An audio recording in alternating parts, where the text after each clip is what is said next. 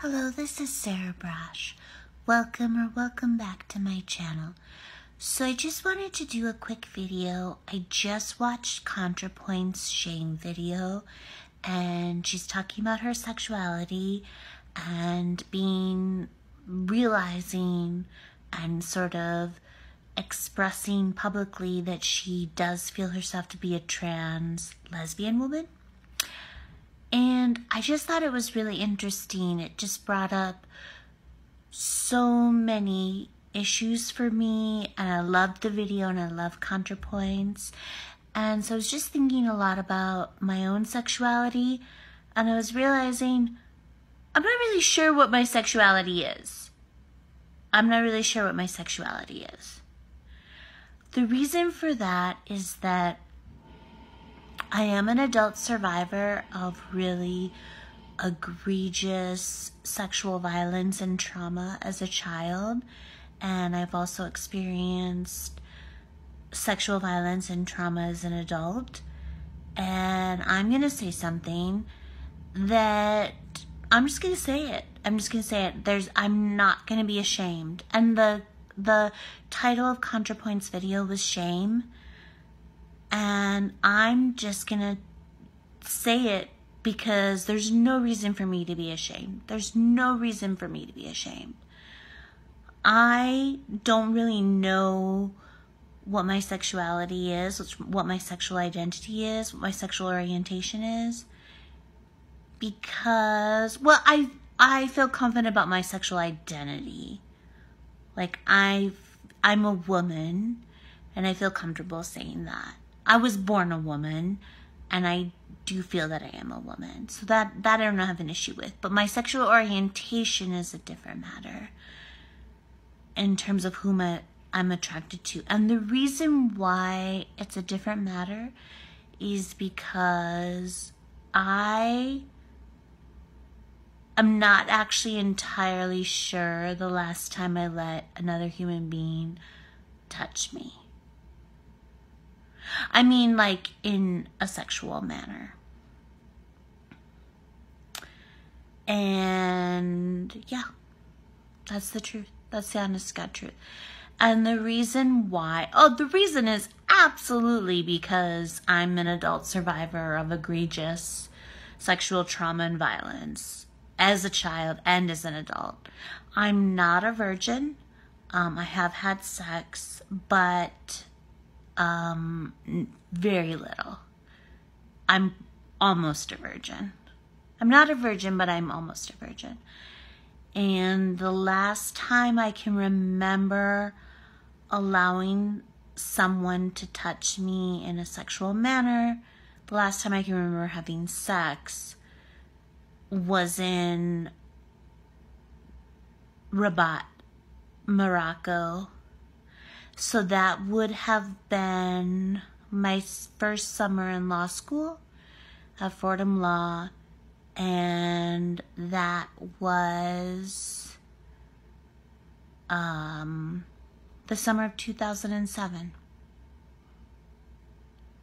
The summer of 2007 was the last time I had sex, and it's 2020, so that was almost 13 years ago that I let someone touch me in a sexual manner. That's right. I was also sexually violated. I was sexually assaulted that summer by a doctor. But it was also the last time that I actually had sex. And it was with a man. And it was with a Muslim man. And that was the last time I had sex. And that was the last time that I let someone touch me in a sexual manner. And that was almost 13 years ago. Yep. And I'm just going to say it because, and it is completely because it's not that I don't want to have sex. And it's not that I don't want to have a romantic relationship with someone. I absolutely do. I do have the feeling, I mean, I know that I'm a woman, so I guess that makes me cisgendered because I was born female, as a woman. But in terms of my sexual orientation, I do think that, I think I'm bi. I mean, I don't really know.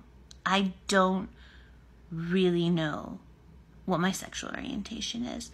I've mostly been with men, probably just because, I mean, I've had so few sexual experiences to start with.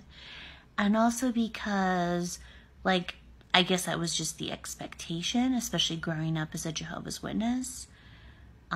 Jehovah's Witnesses are not friendly to any other sexual orientation besides heterosexuality. And then I guess that was just the expectation. But I can count on one hand, less than one hand, the number of persons with whom I've had any kind of actual sexual intercourse with. And the number of instances it's incredibly few. Very few. And I don't really know. I mean, I've found myself at times to be incredibly attracted to women as well as men. And everything's just so confused with me. Because of all of the sexual trauma and the violence. And for me, I got to a point, I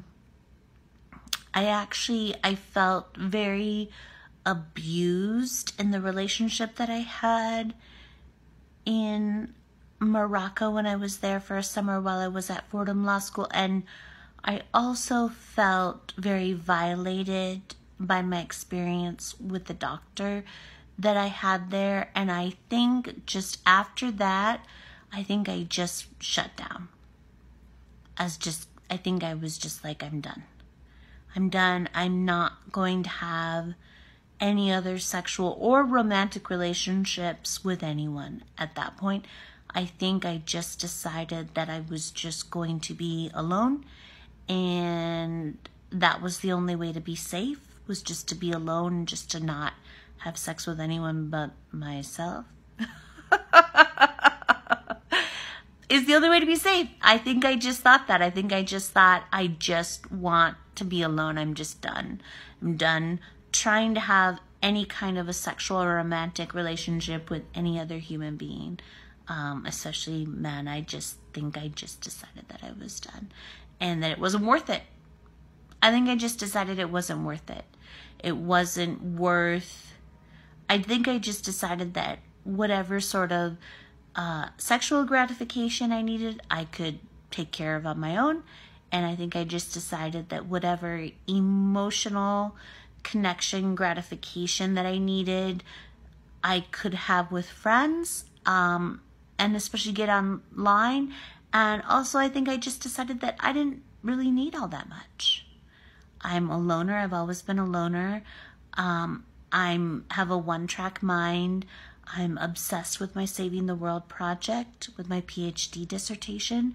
And I think that I just felt like, well, that's going to be my raison d'etre. That's going to be my legacy.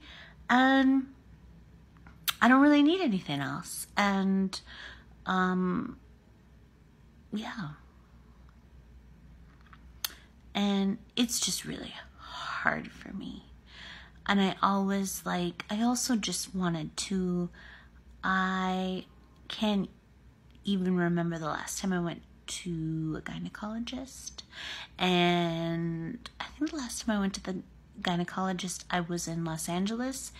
And I went there because I wanted to get on the pill because I wanted to try to have, so this was many, many years ago, and I wanted to try to have a sexual relationship with someone, and I just bawled. I got on the table, and I was with a woman. I requested a woman doctor, and I just bawled and bawled and bawled, and then she just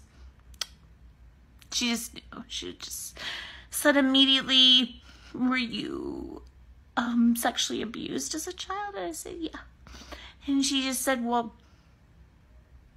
she said, "you're perfectly healthy, you're fine." But she just said, "You can do this. You can have a healthy sex life, and you can find someone. You can get married if you want to. You can have children if you want to. You can do this. I promise you." And that hasn't been the case, obviously.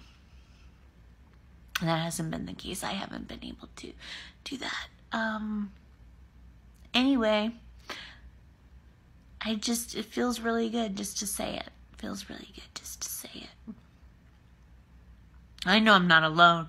Oh my goodness, I know I'm not alone. So many people have experienced what I've experienced who also struggle with this. It's just really hard. It's just really hard to be physically and or emotionally intimate with anyone, pretty much. Anyway, so yeah, after watching Contrapoints video, I just wanted to share that. Feels really good to share it. Feels really good to share it. I was really inspired by Contrapoints. I love her so much. She really inspires me. And I hope that this helps someone else who's in the same spot that I'm in. Okay, I'm gonna go. I'll have a bunch of links below, including my PayPal me and GoFundMe links, so please support me. Love you all so much. Okay, good.